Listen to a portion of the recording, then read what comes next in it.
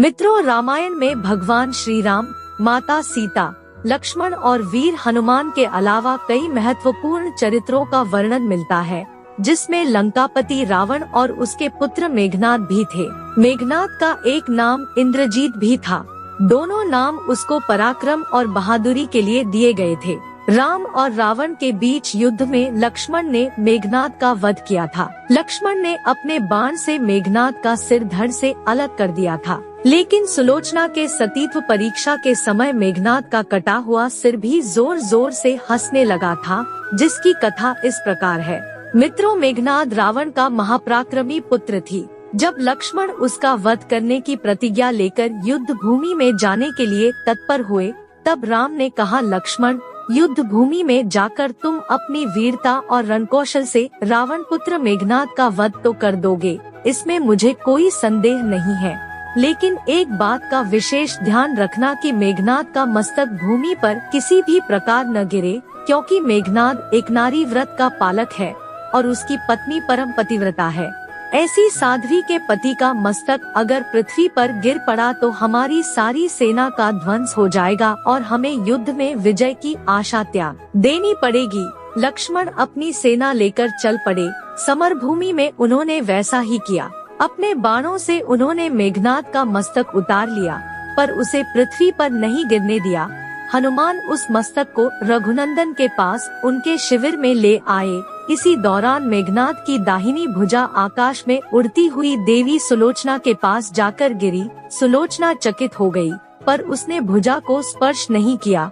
उसने सोचा, संभव है यह भुजा किसी अन्य व्यक्ति की हो। ऐसी स्थिति में परपुरुष के स्पर्श का दोष उस पर लग जाएगा। तब उसने भुजा से कहा, यदि तू मेरे स्वामी की भुजा है तो मेरे पतिव्रत की शक्ति से युद्ध का सारा वृत्तांत लिख दे। दासी ने भुजा को लेखनी पकड़ा दी। भुजा ने लिखा, प्राण प्रिय, यह भुजा मेरी ही है। युद्ध भूमि में श्री राम के भाई लक्ष्मण से मेरा युद्ध हुआ। लक्ष्मण ने कई वर्षों से पत्नी, अन्न और निद्रा छोड़ रखी है। वे तेजस्वी तथा समस्त दैवी गुणों से संपन्न है। संग्राम में उनके साथ मेरी एक नहीं चली। अंत में उन्हीं के बाणों से मेरा प्राणांत हो गया। मेरा शीश श्री राम के पास है। यह देखकर सुलोचना व्याकुल हो गई और विलाप करने लगी। पुत्रवधू के विलाप को सुनकर लंकापति रावण ने आकर कहा, शोक न कर पुत्री, रात होते ही सहस्त्रों मस्तक मेरे बाणों से कट कट कर पृथ्वी पर गिर जाएंगे। मैं रक्त की नदियाँ बहा दूंगा। करुण चीत्कार करती हुई सुलोचना बोली, पर इससे मेरा क्या लाभ होगा पिताजी? सहस्त्रों नहीं करोड़ों शीश भी मेरे स्वामी के शीश के अभाव की पूर्ति नहीं कर सकेंगे। सुलोचना ने सती होने का निश्चय किया, किंतु पति का शव तो युद्ध भूमि में पड़ा हुआ था। सुलोचना ने अपने ससुर रावण से राम के पास जाकर पति का शीश लाने की प्रार्थना की, किंतु रावण इसके लिए तैयार नहीं हुआ। उसने सुलोचना से कहा कि वह स्वयं राम के पास जाकर मेघनाद का शीश ले आए। सुलोचना शत्रु के शिविर में जाने की बात से सहम गई थी, लेकिन उस वक्त रावण ने उसे समझाया कि राम पुरुषोत्तम है, इसीलिए उनके पास जाने में तुम्हें किसी भी प्रकार का भय नहीं करना चाहिए। रावण ने उत्तर दिया, देवी, जिस समाज में बाल ब्रह्मचारी हनुमान, परम जितेंद्रिय लक्ष्मण तथा एक पत्नी व्रती भगवान श्री राम विद्यमान है, उस समाज में तुम्हें जाने से डरना नहीं चाहिए। मुझे विश्वास है कि इन स्तुत्य महापुरुषों के द्वारा तुम निराश नहीं लौटाई जाओगी। सुलोचना ने वैसा ही किया। सुलोचना के आने का समाचार सुनते ही श्री राम खड़े हो गए और स्वयं चलकर सुलोचना के पास आए और बोले, देवी, तुम्हारे पति विश्व के महान योद्धा और पराक्रमी थे।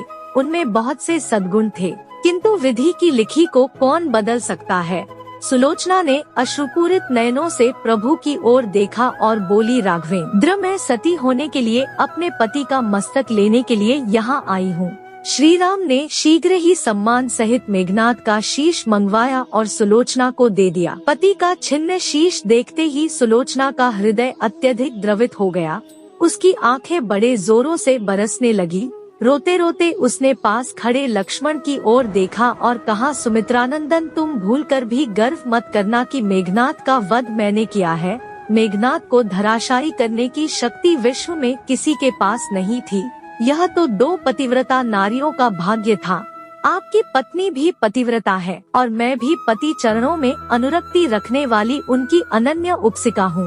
पर मेरे पति देव पतिव्रता नारी का अपहरण करने वाले पिता का अन्न खाते थे और उन्हीं के लिए युद्ध में उतरे थे। इसी से मेरे जीवन धन परलोक सिधारे। सुलोचना पति का सिर लेकर वापस लंका आ गई। लंका में समुद्र के तट पर एक चंदन की चिता तैयार की गई। पति का शीश गोद में लेकर सुलोचना चिता पर बैठी और धधकती हुई अग्नि में कुछ ही क्षणों में सती हो गई।